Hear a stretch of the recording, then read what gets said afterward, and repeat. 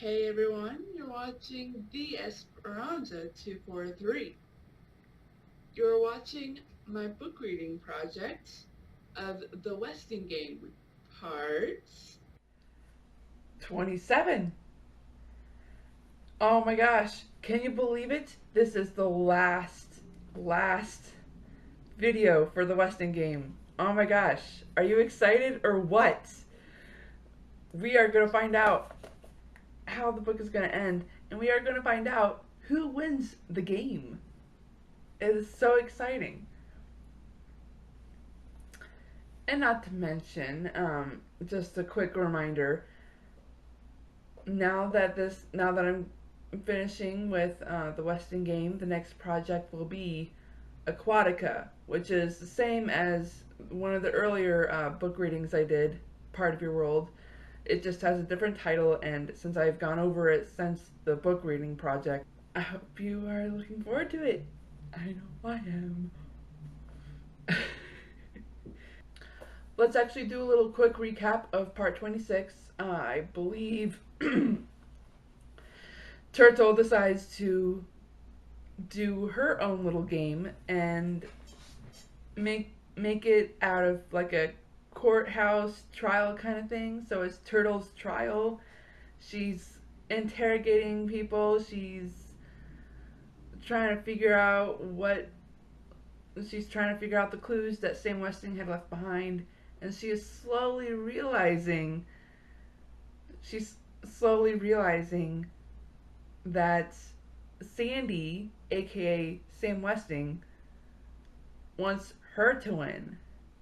So she's trying really hard to win. And that's actually what we're about to find out. So let's continue, shall we?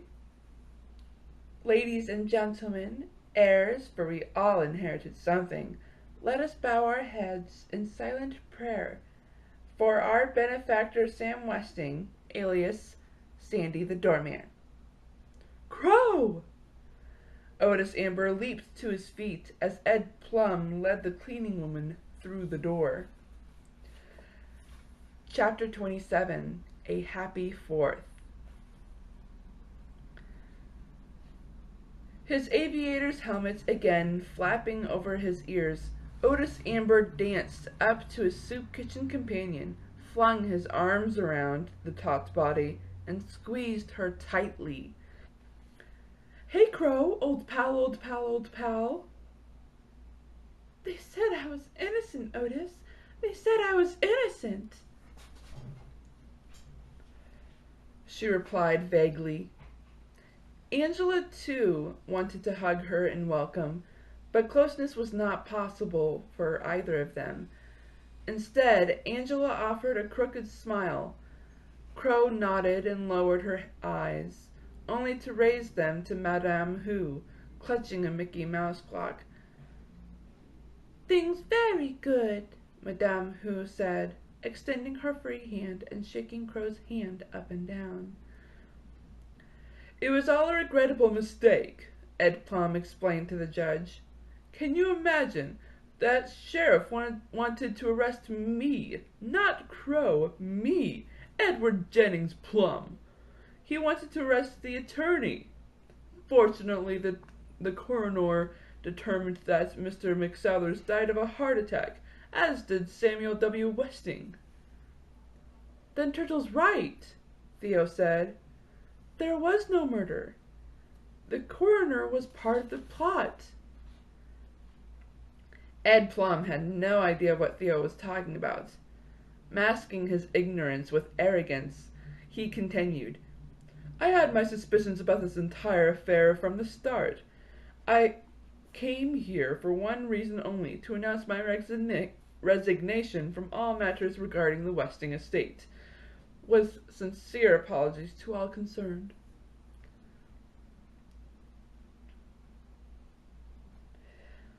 Wasn't there a last document? Judge Ford asked, knowing that Sam Westing had to make his last move. Yes, but as I no longer take a legal interest, please turn it over to the court. Baffled by the word court, The lawyer set the envelope on the desk and found his way out of Sunset Towers. Without one clearing her throat, Judge Ford proceeded to read the final page of the will of Samuel W. Westing. 17th. Goodbye, my heirs. Thanks for the fun and games. I can rest in peace knowing I was loved as your jolly doorman. 18th. I, Samuel W. Westing, otherwise known as Sandy McSallers and others, do hereby give and bequeath all the property and possessions in my name as follows. To all of you, in equal shares, the deed to Sunset Towers. And to my former wife, Bertha Erica Crow, the $10,000 check forfeited by Table 1, and two $10,000 checks endorsed by J.J. Ford and Alexander McSallers. 19th. The sun has set on your Uncle Sam. Happy birthday, Crow, and to all of my heirs, a very happy 4th of July. Judge Ford set the document down. That's it. That's it? What about the $200 million? The heirs wanted to know. We lost the game, Judge explained, staring at Turtle, her face a mask of sad, childlike innocence, as she nestled once again in Florbach's arms. I think. Turtle rose and walked to the side window, seeking the Westing house, which stood invisible in the moon-clouded night. Hurry up, Uncle Sam. I can't keep up this act much longer. The candle must have burned through the last stripe by now. Behind her, the discontented heirs grumbled. He made fools of us all. He played us like puppets. He was a good man.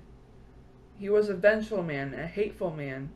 Windclapple? He tricked us, the cheat, a madman, stark, raving mad. Oh my, just listen to you, Florbach said. You each have $10,000, more than you started with, and an apartment building to boot. The man is dead, so why not think the best? Boom, boom, boom! Happy 4th of July! Turtle shouted as the first rockets lit up the Westing house, lit up the sky. Boom, boom, boom, boom, boom! The heirs gathered around Turtle at the window.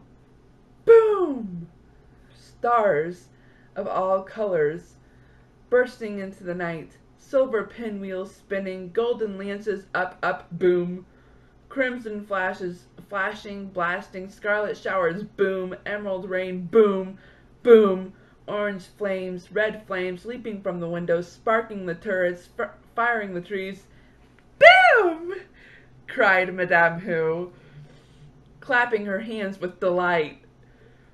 The great winter fireworks extravaganza, as it came to be called, lasted only 15 minutes.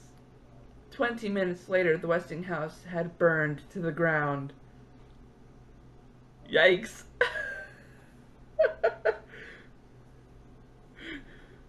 Wow. Happy birthday, Crow, Otis Amber said, reaching for her hand. The orange glow of the morning sun had just begun its climb up the glass front of Sunset Towers when Turtle set out to collect the prize. She pedaled north past the cliff, still smoldering with the charred remains of the Westing house. Reaching the crossroads, she turned into the narrow lane, whose twisting curves mimicked the shoreline. The heir who wins the windfall will be the one who finds the 4th. It was so simple once you knew what you were looking for. Sam Westing, Barney Northrup, Sandy McSouthers, west, north, south. Now she was on her way to meet the 4th identity of Wendy Windclapple. She could probably have figured out the address, too, instead of looking it up in the Westingtown phone book. There it was. Number 4, Sunrise Lane. A long driveway, its privacy guarded by tall spruce, led to the modern mansion of the newly elected chairman of the Board of Westing Paper Products Corporation. Turtle climbed the stairs, rang the bell, and waited. The door opened. Turtle felt her first grip of panic as she confronted the crippled doctor. Could she have been wrong? "I'd like to see Mr. Eastman, please," she said nervously. "Tell him Turtle Wexler is here." "Mr. Eastman is expecting you," Dr. Sykes said. "Go straight down the hall." The hall had an inlaid marble floor, no oriental rugs. Reaching its end, she entered a paneled library, this one filled with books. There he was, sitting at the desk. Julian R. Eastman, Rose. He looked stern and very proper. He wore a gray business suit with a vest, a striped tie. His shoes were shined. He limped as he walked toward her, not the crooked limp of Dr. Sykes, just a small limp, a painful limp. Again, Turtle was gripped by panic. He seemed so different, so important. She shouldn't have kicked him, the Barney Northrop him. He was coming closer. His watery blue eyes stared at her over his rimless half-glasses. Hard eyes. His teeth were white, not quite even. No one would ever guess they were false. He was smiling. He wasn't angry with her. He was smiling. "Hi, Sandy," Turtle said. "I won!" Chapter 28. And then. Turtle never told. She went to the library every Saturday afternoon, she explained, which was partly true. "Make your move, Turtle. You don't want to be late for the wedding." The ceremony was held in Shin Hoo's restaurant. Grace Wexler, recovered from a world record hangover, draped a white cloth over the liquor bottles and set a spray of roses on the bar. No drinks would be served today. Radiant in her wedding gown of white heirloom lace, the bride walked down the aisle, past the tables of well-wishers, on the arm of Jake Wexler. Mr. Hoo, the best man, beamed with pride at her light footsteps as he supported the knee-knocking, nervous groom. A fine red line of a scar marked Angela's cheek, but she looked content and lovely as ever in her pale blue bridesmaid's gown. The other bridesmaid wore pink and yellow with matching crutches. The guests cried during the wedding and laughed during the reception. Florenboim smiled and cried at the same time. "You did a good job altering the wedding dress, Baba," Turtle said, which made the dressmaker cry even harder. "A toast to the bride and groom," Jake announced, raising his glass of ginger ale. "To Crow and Otis Amber." The heirs of Uncle Sam Westing clinked glasses with the members of the Good Salvation Soup Kitchen, sobered up for this happy occasion. "To Crow and Otis Amber!" Apartment 4D was bare. For the last time, Judge Ford stared out the side window to the cliff where the Westing house once stood. She would never solve the Westing puzzle. Perhaps it was just as well. Her debts would finally be repaid, with interest.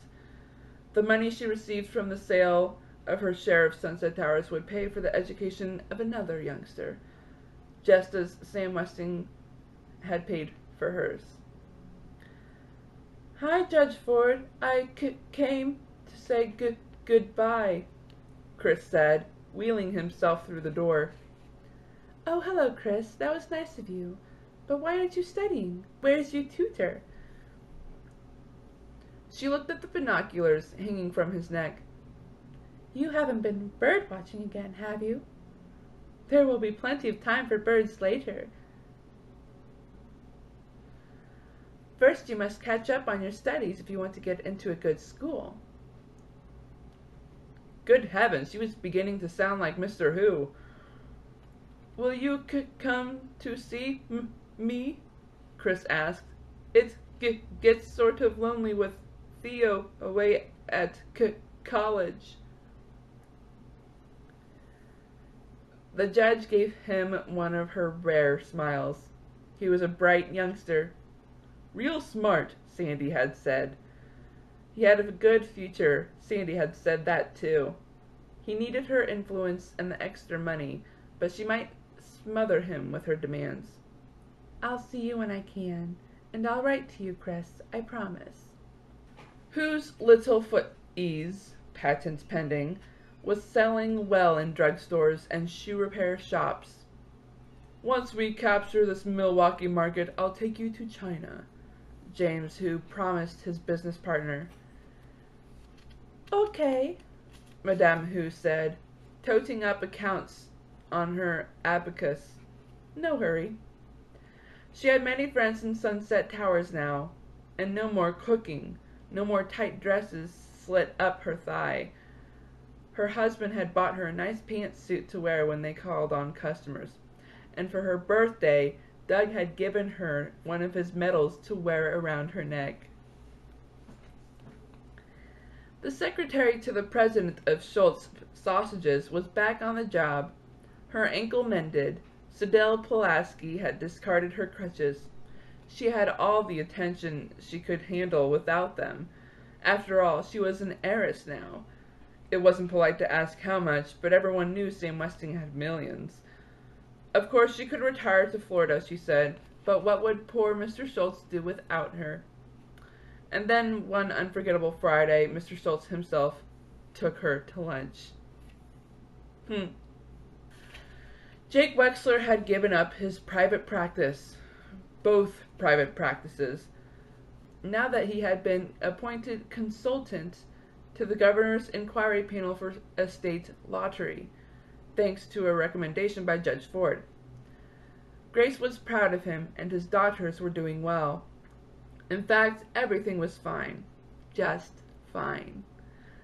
Who's on First was a great success. Grace Wexler, the new owner, offered free meals to the sports figures who came to town. And everyone wanted to eat where the athletes ate. The restaurant's one windowless wall was covered with autographed photographs of Brewers, Packers, and Bucks. Grace straightened the framed picture of a smiling champion, signed to Grace W. Wexler, who serves the #1 food in town, Doug Who. She certainly was a lucky woman, a respected restaurateur, wife of a state official, and mother of the cleverest kid who ever lived. Turtle was going to be somebody someday. A narrow scar remained, and would always remain, on Angela's cheek. It was slightly raised, and she had developed a habit of running her fingers along it as she pored over her books. Enrolled in college again, she lived at home to save money for the years of medical school ahead. She had returned the engagement ring to Denton Deer. She had not seen him since Crow's wedding. Ed Plum had stopped calling after 10 refusals. Angela had neither the time nor the desire for a social life with the studying, her weekly shopping dates with Sidel, and Sundays spent helping Crow and Otis in the soup kitchen. "Study, study, study," Turtle said. Angela saw little of her sister, who was either at school, in Florida Box apartments, or at the library. "Hi, Turtle. How come you're so happy today?" "The stock market jumped 25 points. The newlyweds, Crow and Otis Amber, moved into the apartment above the Good Salvation soup kitchen. The storefront mission had been renovated and expanded with the money from the inheritance. Grace Wexler had supervised the decorations. Copper pots hung from the ceiling. The pews were padded with flowered cushions and fitted with hymn book pockets and drop-leaf trays. There was meat in the soup and fresh bread every day. Chapter 29. 5 years pass. The former delivery boy danced into the Who's new lakefront home. "Let's give a cheer! The Ambers are here!" Otis came to celebrate Doug's victory, wearing the old zippered jacket and aviator's helmet. He had even let a stubble grow on his chin. The only thing missing was his delivery bike. They had come in the soup kitchen van. "Thank you for the generous donation, Mr. Who. God bless you," Crow said. "Otis and I distributed the inner souls among our people. It helped their suffering greatly." She looked worn, her skin pulled tight against the fragile bones, and she still wore black. Mr. Who, on the other hand, was stouter and less angry. In fact, he was almost happy. Business was booming. Milwaukee loved Who's little Foot-Eze, and so did Chicago and New York and Los Angeles. But he still had not taken his wife to China. Theo Theodorakis, graduate of journalism school, cub reporter, held up the newspaper hot off the press. "Olympic hero comes home." 4 columns were devoted to the history and achievements of the gold medal winner, who had set a new record for the 1,500-meter run. Theo had not actually written the article on the local hero, but he had sharpened pencils for the reporter who did. "Take a bow, Doug," Mr. Who said, beaming. Doug leaped on a table and thrust his index fingers high in the air. "I'm number 1!" he shouted. The Olympic gold medal hung from his neck. Confetti from the parade dotted his hair. The Westingairs cheered. "Hello, Jake. I'm so glad you could come," Sonny, as Madame Who was now called, said, shaking the hand of the chairman of the State Gambling Commission. "Boom!" Jake Wexler replied. "Hello, Angela." Denton Deer had grown a thick mustache. He was a neurologist. He had never married. "Hello, Denton." Angela's golden hair was tied in a knot on the nape of her neck. She wore no makeup. She was completing her 3rd year of medical school. "It's been a long time." "Remember me?" Sidel Pulaski wore a red and white polka dot dress and leaned on a red and white polka dot crutch. She had sprained her knee dancing a tango at the office party. "How could I ever forget you, Miss Pulaski?" Denton said. "I'd like you to meet my fiancé, Conrad Schultz, president of Schultz Sausages." "How do you do?" "Judge Ford, I'd like you to meet my friend, Shirley Staver." Chris Theodorakis was in his junior year at college. A medication recently discovered kept his limbs steady and his speech well controlled. He sat in a wheelchair as he always would. "Hello, Shirley," the judge said. "Chris has written so much about you. I'm sorry I'm such a poor correspondent, Chris.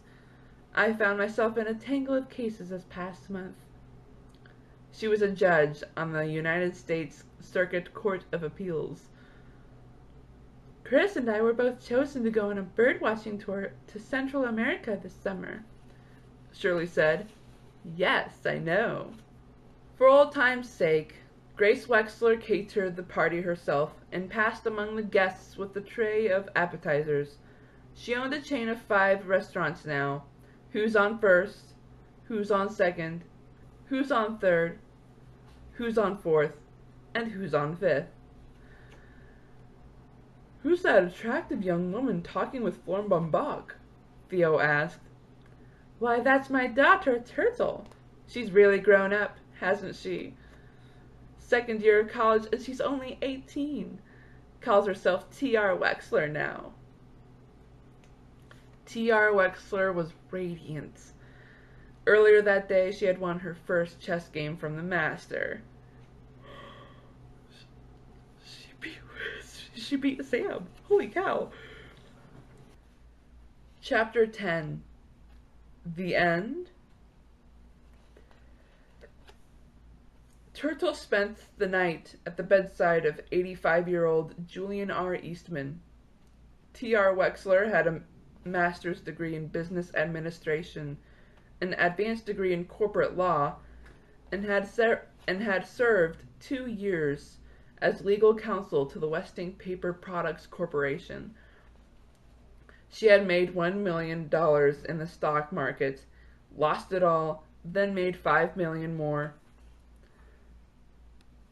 This is it, Turtle. His voice was weak. You can die before my very eyes, Sandy, and I wouldn't believe it. Show some respect. I can still change my will. No, you can't. I'm your lawyer. That's the thanks I get for that expensive education. How's the judge? Judge Ford has been appointed to the United States Supreme Court. What do you know? Honest Josie Joe on the Supreme Court. She was a smart kid, too, but she never once beat me at chess. Tell me about the others, Turtle. How's poor Saintly Crow? Crow and Otis are still slopping soup. Turtle fibbed. Crow and Otis Amber had died 2 years ago, within a week of each other. And that funny woman with the painted crutches. What's her name? Sidel Pulaski Schultz. She and her husband moved to Hawaii. Angela keeps in touch. Angela. How is your pretty sister, the bomber? Turtle never knew he knew. Angela is an orthopedic surgeon. Julian R. Eastman was an old man, but suddenly his mind too was old. For the first time since the Westing game, he was wearing the dentures with a chipped front tooth. He had turned back to his happiest times. Sandy was dying. He was really dying. Turtle held back her tears. Angela and Denton Deere are married. They have a daughter named Alice. Alice. Doesn't Thornbumbuck call you Alice? She used to. She calls me TR, as everyone does. How is the dressmaker, Turtle? Tell me about them. Tell me about all of them. Thornbumbuck had given up dressmaking when she moved in with Turtle years ago. Baba is well. Everyone is well. Mr. and Mrs. Theodorakis.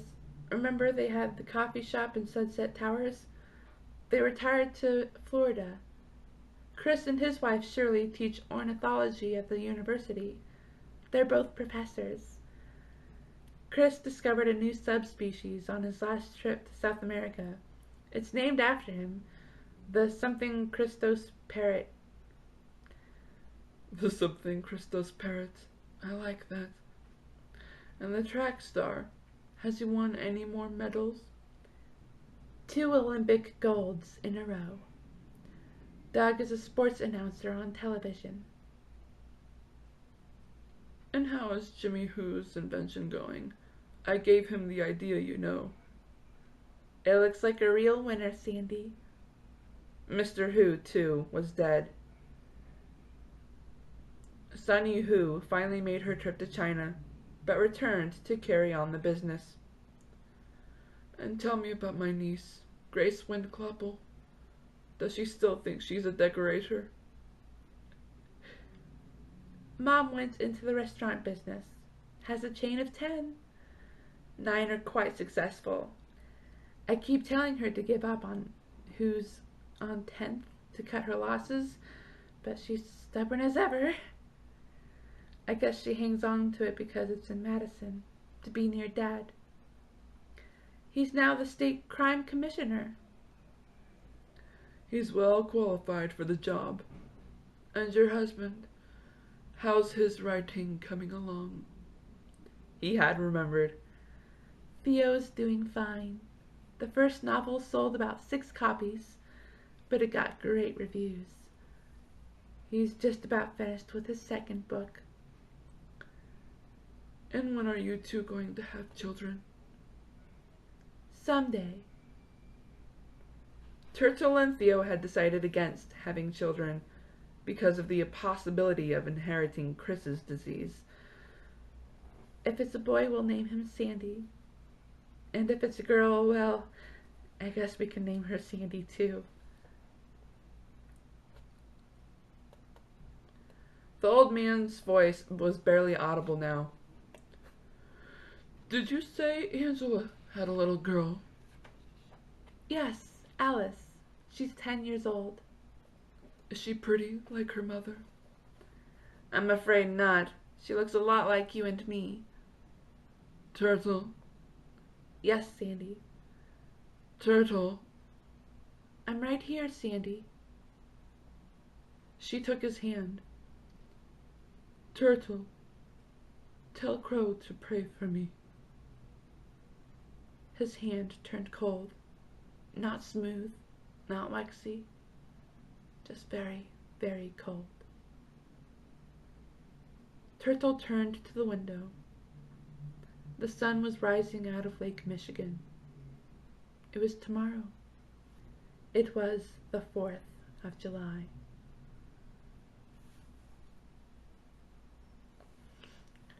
Julian R. Eastman was dead, and with him died Windy Wind Clobble, Samuel W. Westing, Barney Northrup, and Sandy McSouthers.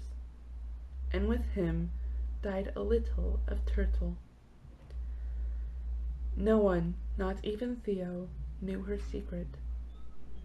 T.R. Wexler was understandably sad over the death of the chairman of the board of the Westing Paper Products Corporation. She had been his legal advisor.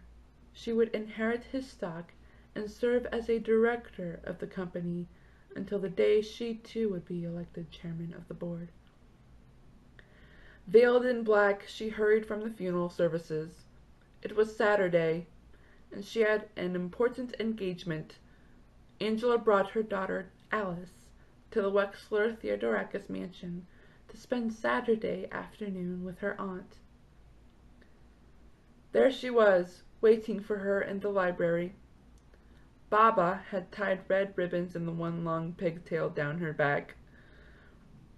"Hi there, Alice," T.R. Wexler said. "Ready for a game of chess?" The end.